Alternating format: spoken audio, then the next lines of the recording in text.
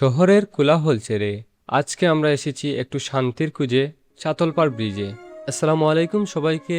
আজকে বিকেলটা কাটাতে চলে আসলাম হাওরের কুল ঘেঁষে থাকা এই সুন্দর ব্রিজে। এখানকার বাতাস আর চারপাশের ভিউ এক কথায় অসাধারণ।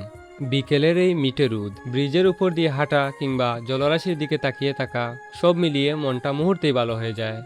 মাঝে মাঝে যান্ত্রিক জীবন থেকে বিরতি নিয়ে এমন খোলা জায়গায় আসাটা খুব দরকার।